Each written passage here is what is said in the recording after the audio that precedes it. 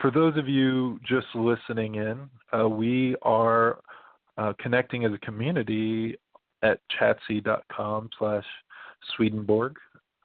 And if you're coming in later, you can always go to our website, Swedenborgiancommunity.org, to connect with us and go onto our discussion boards and find our upcoming events. Tonight, I thought we would do a little bit of spiritual reflection on our weeks. And so if you're on Chatsy or if you would like to call in, please share anything on your mind with a spiritual bent or religious idea that might have caught your attention this last week, or even current news. Our Thursday evening service tends to be community chat, and it's a good time for us to check in with each other and just see what's going on. In the meantime, as we get settled and take a few deep breaths to know that we are loved by community and in connection with each other, I will play a song by Ken Turley based on Psalm 19.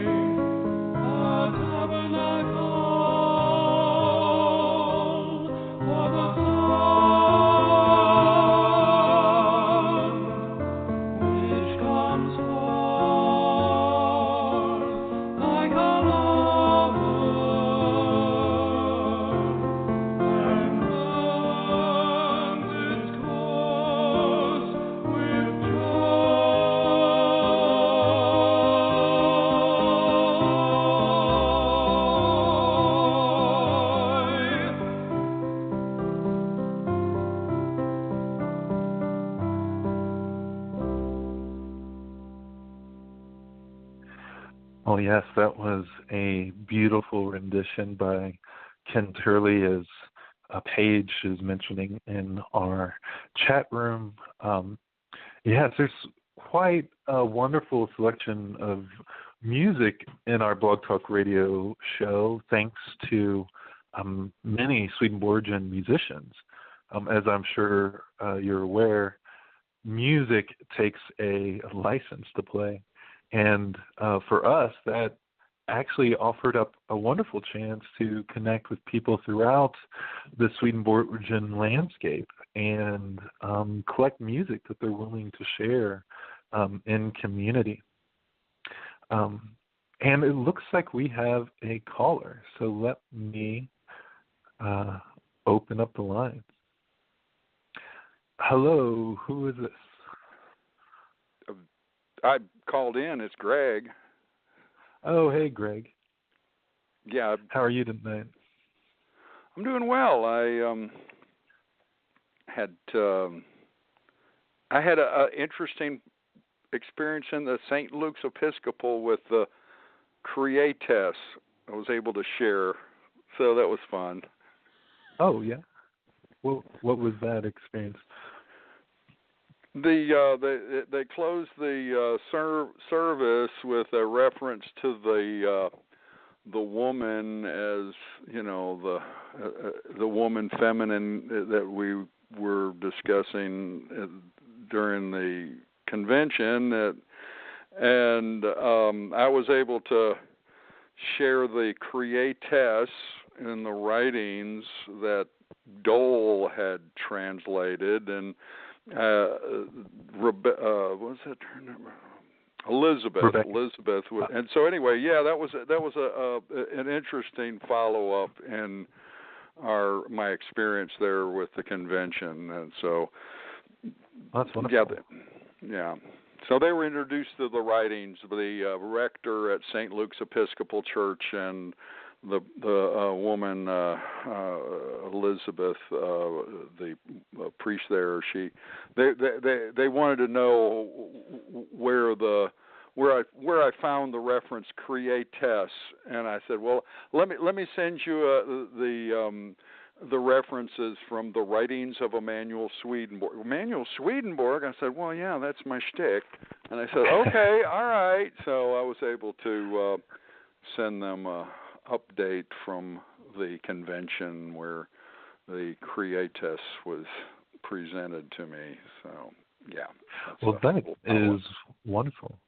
Yeah. So it sounds like they were kind of exploring an idea of the divine feminine, or at least femininity in a general sense, and you were able to share your kind of the Swedenborgian idea that God is gender inclusive, and specifically the mention of Creates in Swedenborg's writing.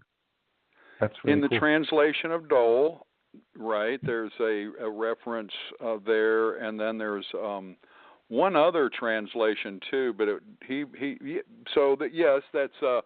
And so, yes, I was able to get Swedenborg into the discussion. So I'm,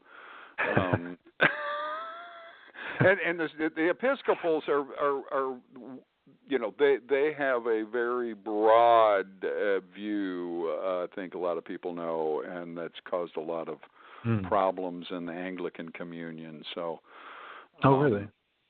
Yes, they've the ordination of women priests began in the 70s, I think, 70s or 80s, and so then they've broadened. Fantastic. Yeah. So yeah. Paige is asking, where is that Episcopal church, Greg? Yeah, downtown Atlanta, 435 Peachtree Street. It's I've been a member there since, and it's been contentious. You know, we've had our ups and downs, and so they're becoming more open to my healing ministry, and so I'm having a meeting with the rector next week, and I'm going to be addressing low THC oil as a healing ministry there in the church, and I think they're going to be receptive. Oh, really? So it's a progressive thinking congregation, and or at least they like to think they are. I mean, like we all do. So.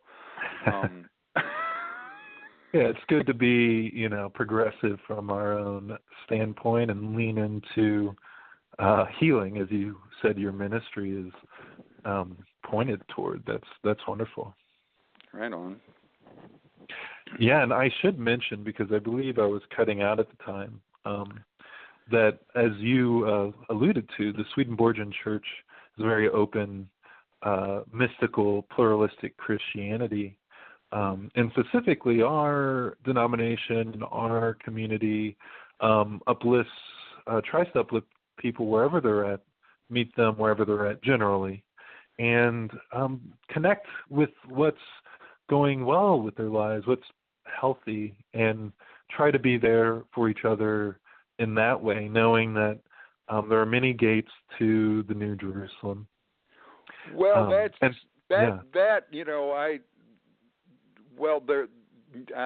Share your opinion, then you get into doctrine when you say, well, there are many gates, because it's a description from Revelation, the many gates. And I'm curious what your doctrinal thoughts are. Right. It's just, but what is the gate? What is the gate? That's a good question. Yeah. Yeah. Do you think that we each have a gate deep within our spirits, Greg?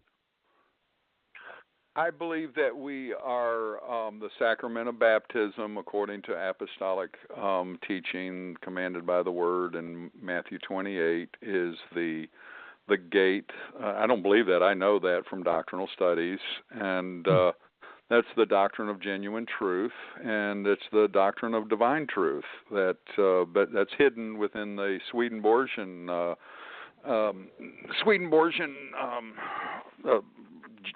genre. Of course, I got a general church outlook of trying to work with them, and so I've just now really started trying to work working with the the Swedenborgian Church of North America. So I should mention, since you mentioned General Church, that's our more conservative Sistren and Brethren denomination. Well, that's fascinating, Greg. I think we all have our own perspective, and often we can kind of hold people to a certain standard that we may hold ourselves to, or a gate that we feel has been our entryway, and maybe there are probably limits to creating heaven within and without. So I very much respect your opinion on that, Greg. And actually, that kind of segues into kind of a broader topic that I have, and maybe you can share your thoughts on this as well. But we recently came into community to share our thoughts about the New Jerusalem at the annual Swedenborgian convention, where you and I met in person. Right. And I wanted to touch on some of the highlights for me and for you and for others in the community of that week. And I have to say, meeting you and Albert and Paige and Val and seeing Wilma in person was wonderful. And I know Albert is in the community chat now, so is Paige. And I thought this would be a good time to kind of touch on some of our highlights. And so if there is anyone in the chat who had some highlights from convention or the last couple weeks, and of course we did broadcast live at convention. And so if anyone was listening in, if there was something that they appreciated from hearing a number of those voices, take a moment to reflect on that while I play a short interview with the Reverend Tom Mueller from that week. Hey, this is Cory with Reverend Tom Mueller. And Tom, what are you excited for about the convention?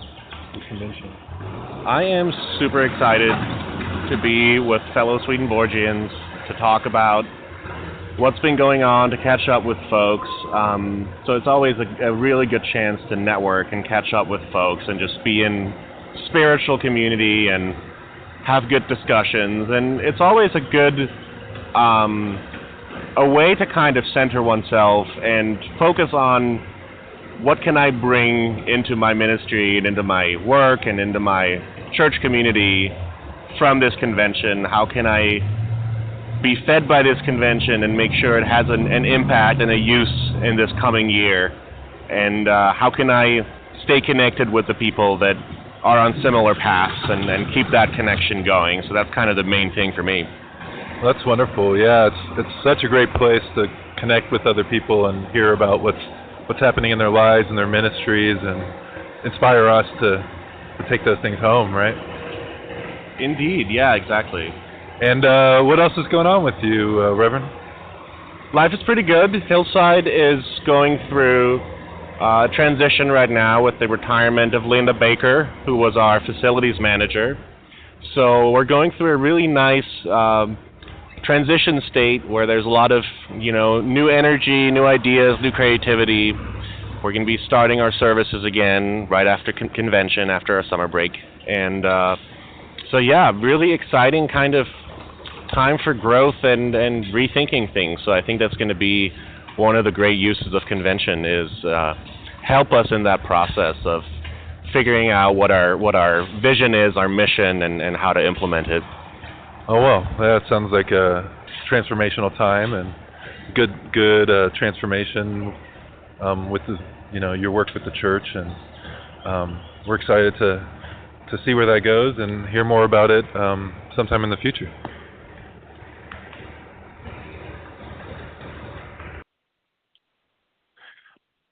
So that was Reverend Tom Mueller with the Hillside community over in El Cerrito, California, near San Francisco.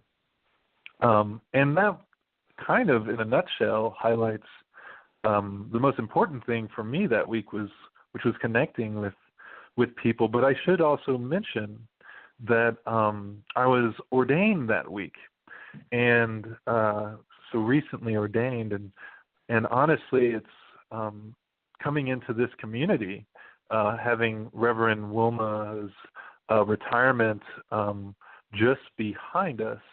It's quite the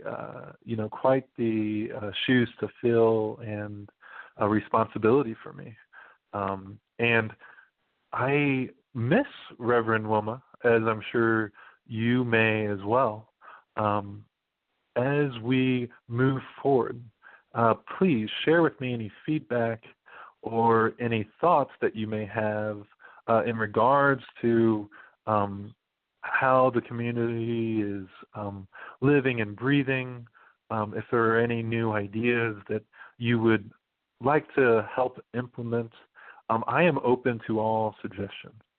And it looks like we have another caller on the line. Hello. Yes, hello. This is Albert. Oh, greetings, Albert.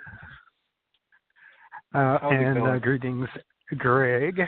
It's nice to meet both of you in person at the annual convention. Do you know the way to San Jose in California?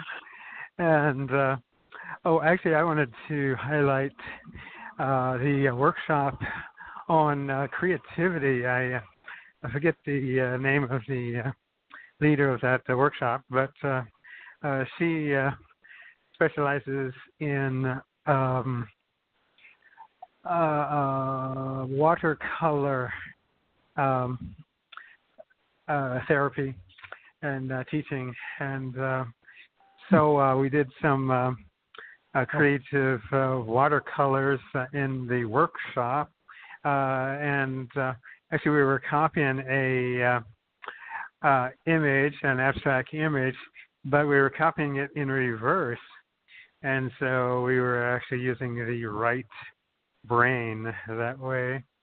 And then she gave us a couple exercises, one of which was to take one of 8 colored markers and make a squiggle or something abstract on a piece of paper. And there were 2 people in each group and a large piece of paper. And the other person was asked to communicate with some other kind of a squiggle. So there, again, we're communicating in non-words, non-images, in a creative kind of a way. And that was kind of neat. And as a matter of fact, that communicating without words or images, I felt like I would do something similar while watching the fireworks over downtown San Jose, and so I was doing a bit of interpretive dance in response to the various fireworks as well. Well, that sounds like quite the expressive week, Albert. That's awesome. And it sounds like that the artistic angle of worship and expression has been speaking to you lately. How's that been? Oh, yeah, absolutely. I think that art is part of my spirituality. As a matter of fact, I was having difficulty last Sunday getting to the sermon on the website, written sermon with audio or YouTube or other music and photography in the sermon page. And so instead I pulled out my ink brush, digital Japanese, Chinese / ink brush calligraphy using an iPad and an Apple Pencil and a ZenBrush app.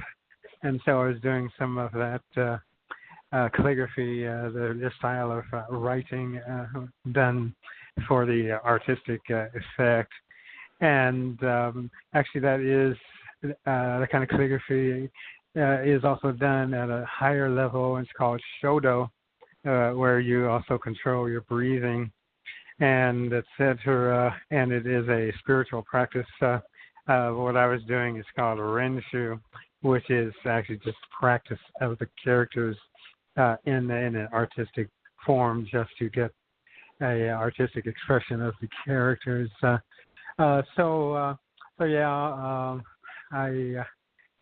have been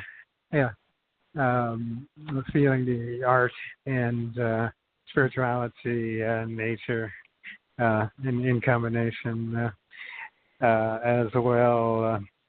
I did a couple of drawings during convention, a couple of perspective drawings, but took a whole bunch of photos with my camera. It zoomed up to 40x, and in fact I went to San Francisco before convention and grabbed my tripod and took a bunch of photos of ocean, beach, and the Pacific Ocean. It was quite windy, and actually I was looking at the photos in the camera over the last 3 lunch periods at break at work, and that's a nice break. Art, photography, and spirituality combined for me. Oh, great. You know, it would be really cool to see some of that, Albert, and maybe you could email, or we could set up a share drive of some kind to share some of our art together, and perhaps, if you're willing, post some of that on Swedenborgiancommunity.org. Oh, okay. Sounds great. We'll do. I'll get that. Excellent. Get that to you. Well, I know I've been really amazed in my short time with the community by all the artists. Even you, Greg, I think your whole life is kind of an artistry, and I loved I love the blessing that you gave me after my ordination, and everyone. I mean, Paul Deming, who has shared a number of songs with us, and perhaps I'll play some of his music later or next time. It was nice to connect with him at that convention, and he is quite the talent too. And it's really great that we have a platform where we can hear and see each other's work. So thank you, Albert, for being willing to share that. Oh, speaking of Paul Deming, I performed a couple, 3 musical numbers with him and some other singers at last year's convention. in Pennsylvania. And not so, to interrupt you, but it's I'm going to play one of those songs on Sunday in our worship, if that's all right.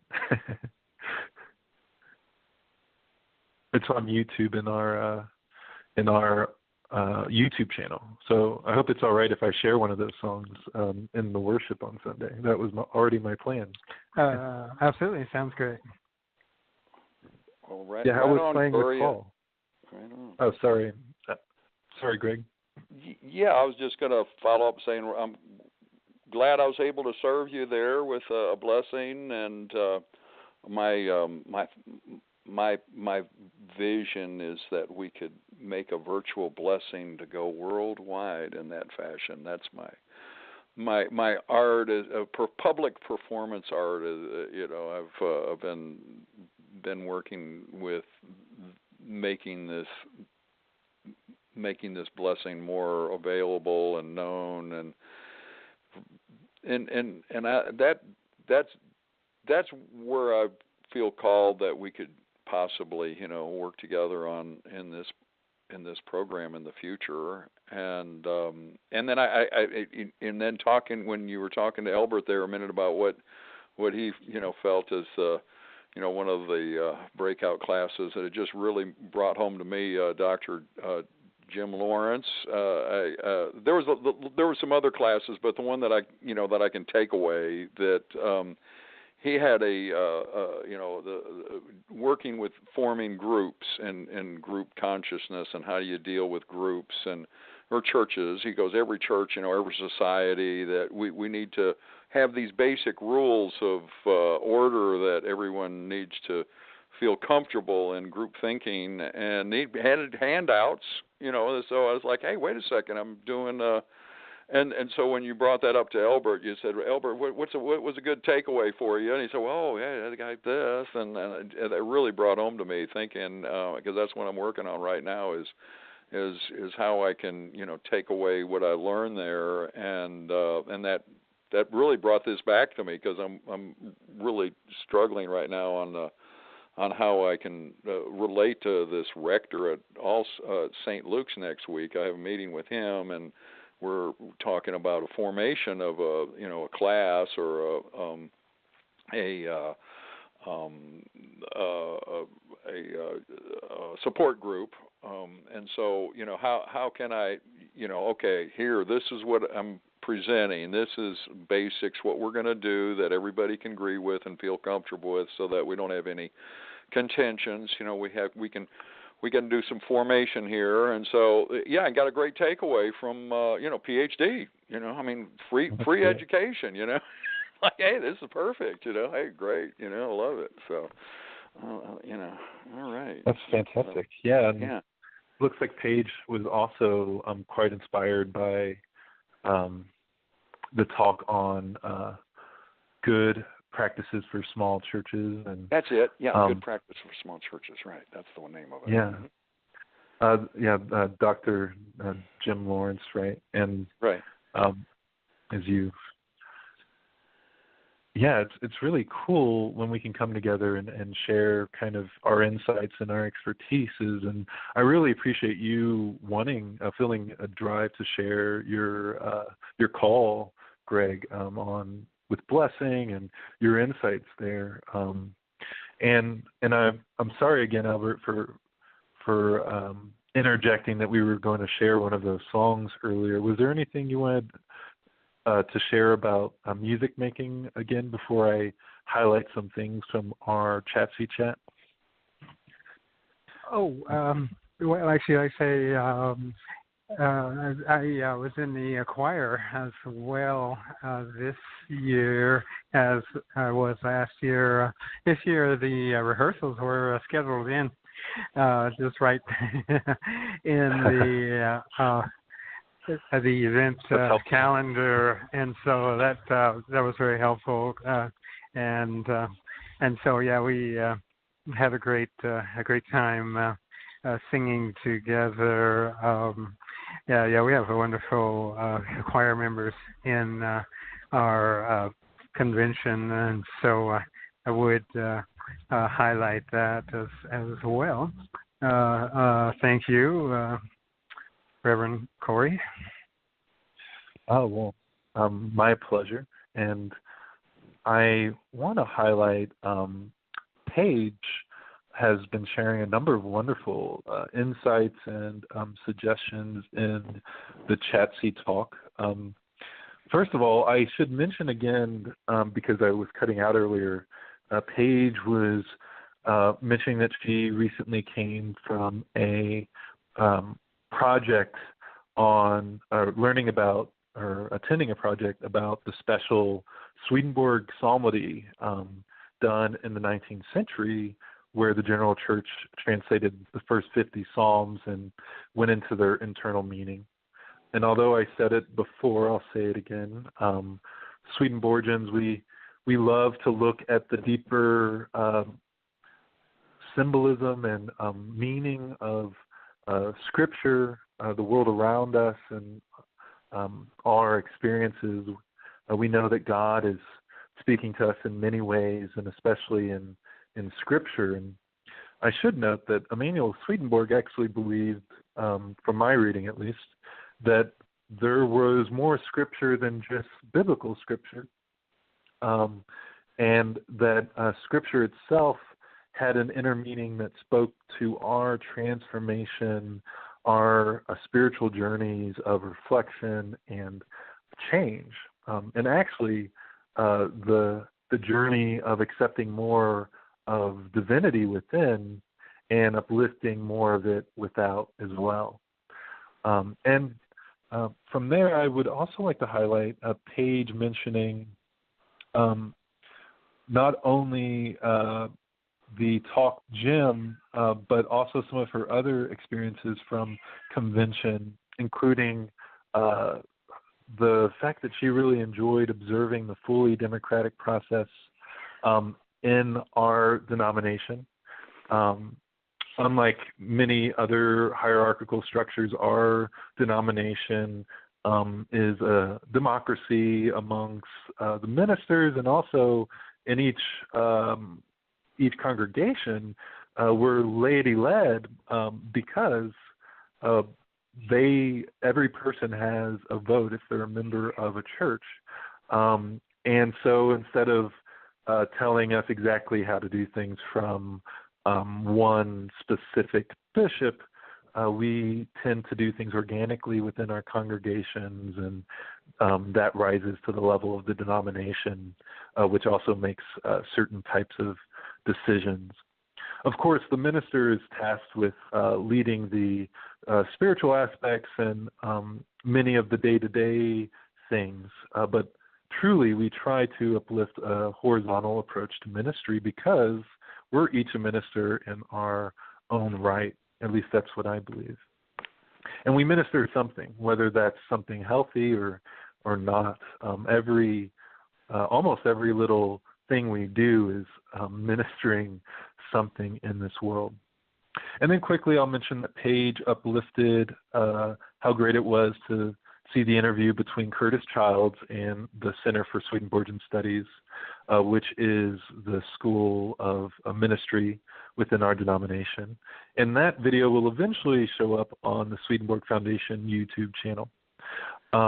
And my ordination with Rachel, which was quite the blessing and honor to be ordained with all of you. And then the short courses by Dr. Kim. Her full name is Dr. Grace Ji-Sun Kim, who shared a number of her ideas during convention.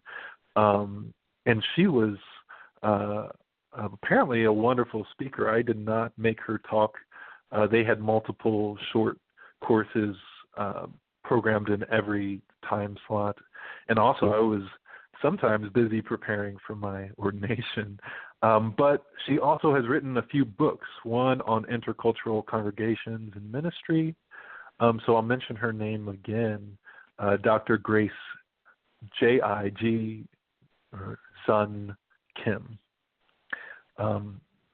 And I also want to highlight Ward recently had a surgery and a injury. And so we are praying for Ward. I don't know how he feels exactly around sharing all the details, but he is walking with some assistance, and we uplift your journey, Ward, and your health.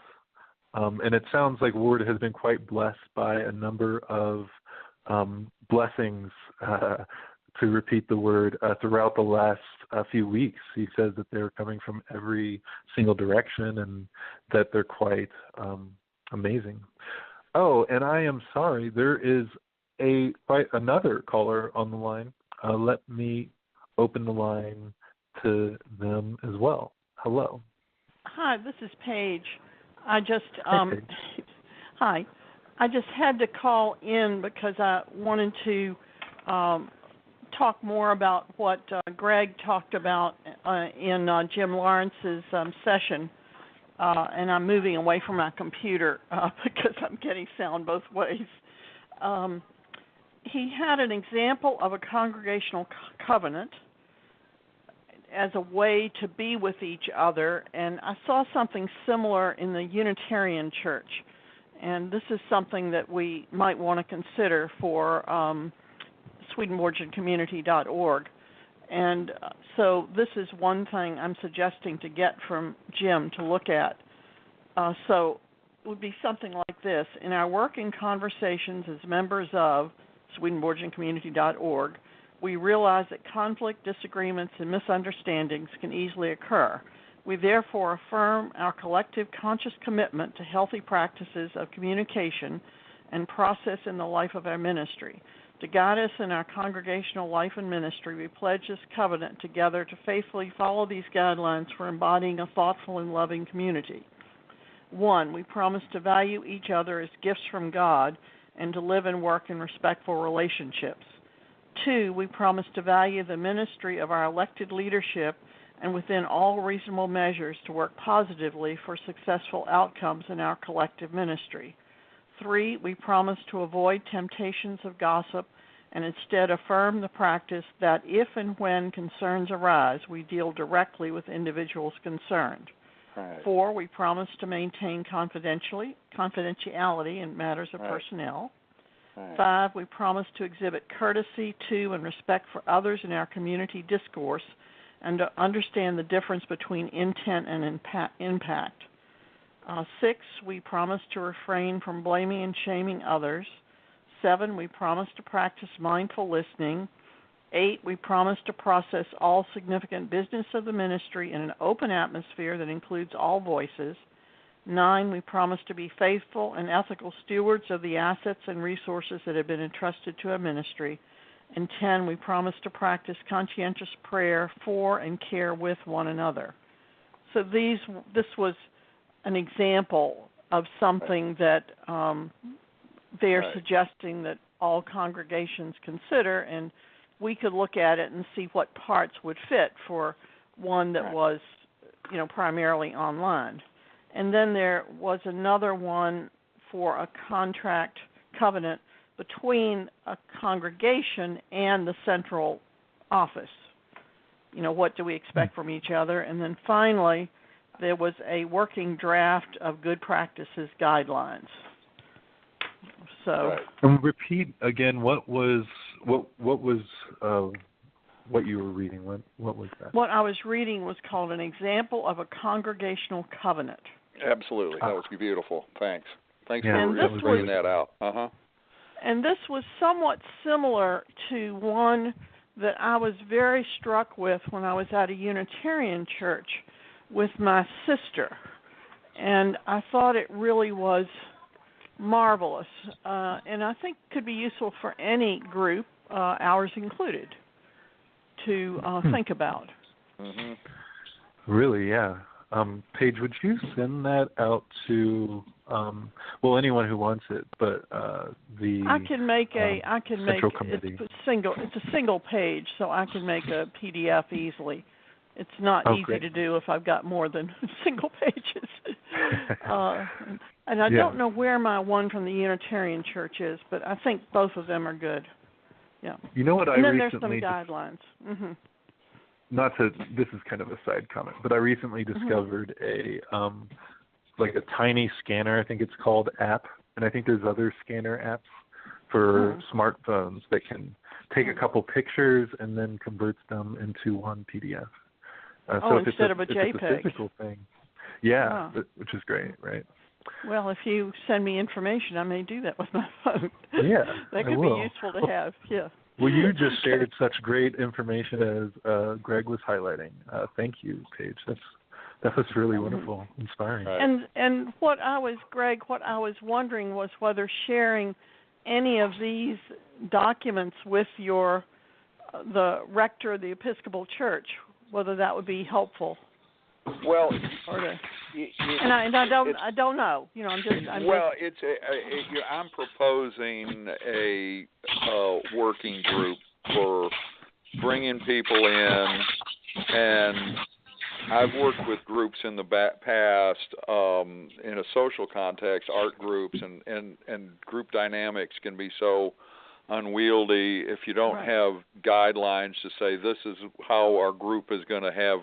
If we don't define this gives me an opportunity to define the group dynamics and present it. I'll be saying here, this is my proposal for this group we're going to be having here, and this is how we're going to be regulating the group according to these guidelines this is prepared by PhD in church groups, so that we don't have any, we're not going to have conflicts because we know how to deal with them, Right, and then you can alter them, and alter them, sure. It'll be a little bit of a mod, yeah, sure. Right, right.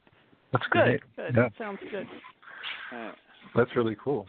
Yeah, so I'll be able to put that right to work. That's great. Yeah, in an Episcopal church, absolutely. And please let us know how that goes, Greg, because I'm sure, as you put it into action and as we as a broader community puts it into action, I think we'll all have some things, insights that we've gleaned from doing that. So that would be great. Now, this is this is an initiative that I've been working on, is bringing this healing, this form of healing into a church setting instead of where it's been, because it's so difficult for people to deal with it within the established medical practices, and that it needs to be done socially, and people need to be able to as a social mechanism, and the church, of course, being the primary social mechanism that we form ourselves through. So, but having some guidelines for everyone agrees to would be great. What you remind me of, also, Greg, is a quote. I did some work years ago with a woman named a therapist, but no longer practicing because she felt like the medical model just didn't work. So I'm hearing that from you. Ann Wilson Schaaf is her name, and she has a quote that I have never forgotten because I think it applies to both hospitals and medical practices and churches. I work for a place whose mission is to heal people, and it destroys the people who work here. Oh. And as I have worked in academic health centers for the last 50 years, I think about that quote often. Right. Yeah. And anything we can do to help I agree. It's true all too often. Yeah. And in churches as well. We see churches treat people in dreadful ways. Yes. Yeah, it's just the ugly human. Yeah. Ouch. Well, and that's why Please go ahead. No, go on. Okay. Yeah, go for it, Cory. I just wanted to. Well, Paige, don't lose that thought. I just wanted to highlight that, and that's why spiritual reflection and change is. I believe a cornerstone of this community and our wider spiritual community. I think all too often when we make it more about our label, whether that's Swedenborgian or Christian or Muslim or what have right. you, we stop really looking at how we're living within and without, because it's, heaven is no longer a space we cultivate within and without. It becomes more, are you in our group or not? And a lot of times that is just a projection of, kind of something that we all have to grapple with in ourselves, is our tendency to want to trample on each other and to lean into egotism and domination. And domination, absolutely. That's the word I was waiting for you. Yeah. Mm-hmm. Yeah. That's one reason I like the name of our church. I don't know who developed it, but combining equally Swedenborgian and community, so that we're both a place to learn about Swedenborg and put it into practice in our lives, and to build communities to support us as we do that. That's so great. They're equally important. Oh, you're right. I'm so glad it wasn't called Swedenborgian Online Church, or something like that. Community, right? That is good. You're right. I can identify with that. Thank you too. Well, and Swedenborgian itself, I really love what you highlighted there, Paige.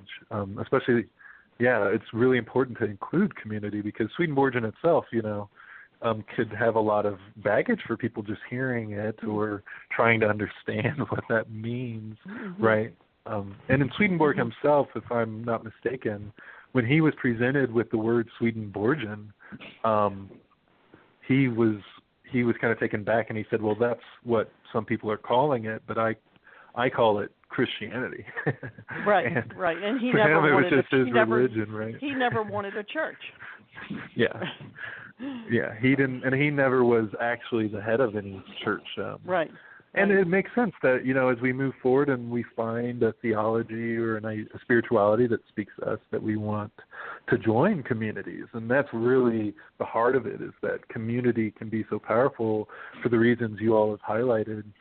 And so we join communities, and if it's a certain line of thinking that brings us together, we tend to name ourselves after it. And I think that's an important thing, because, that's what, did bring us together, and it highlights our shared values to some extent.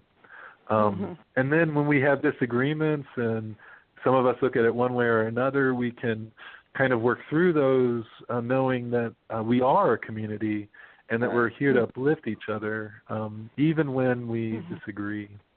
Right. Oh, excellent. Yeah, right. Another term to think about from my work in leadership development, community of practice, which is a group of people learning about a topic together and supporting each other as they do. And that's a term developed by A.D.N. Wenger, and when they discovered that in so many companies was informal communities helped each other move things along. You said that was, what was the phrase? The name of the person who coined the term is Etienne Wenger.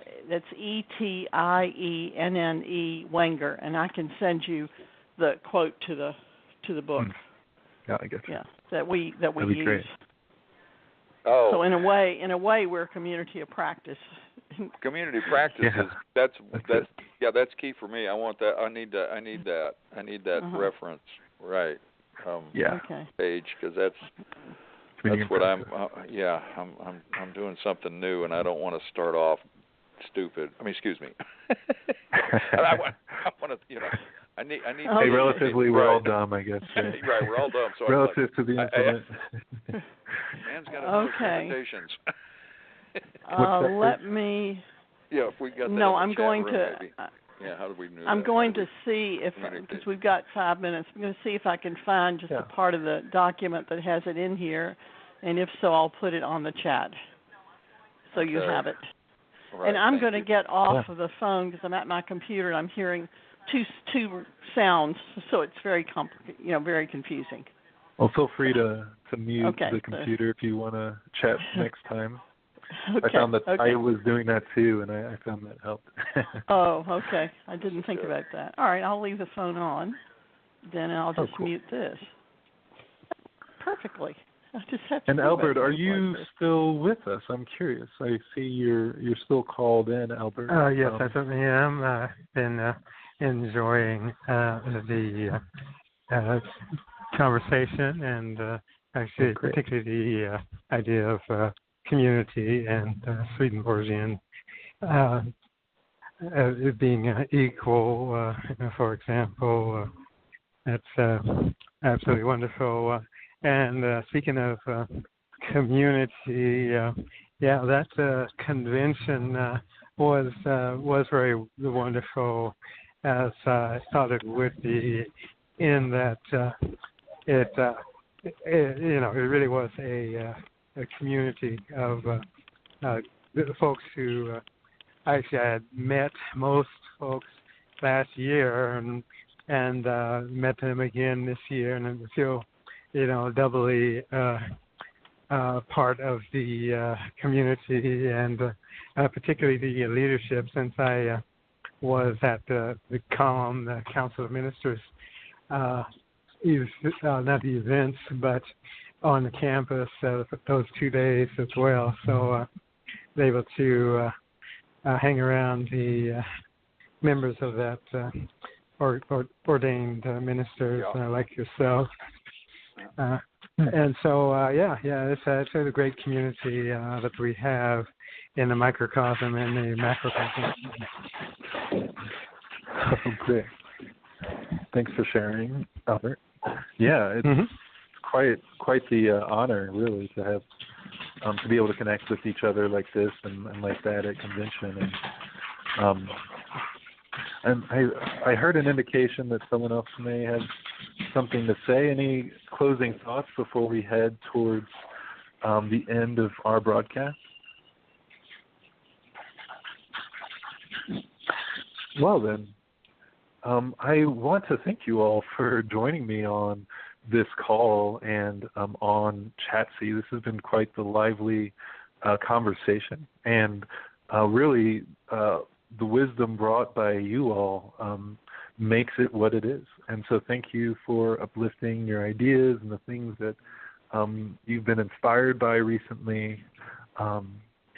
And let's close out remembering community going forward, that we know that we're always in connection, and we care deeply about each other. We care deeply about you. And if you want to connect further, go to our website, swedenborgiancommunity.org, and come in to our live broadcast sometimes.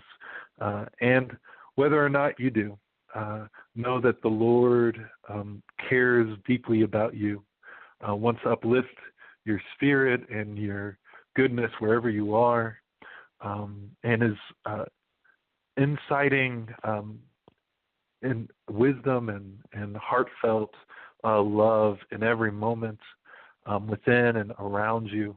Lean into that Lord-inspired perspective, that reflection as you move about the world. And please join us Sunday for our Sunday service. Be a blessing and be blessed. Goodbye.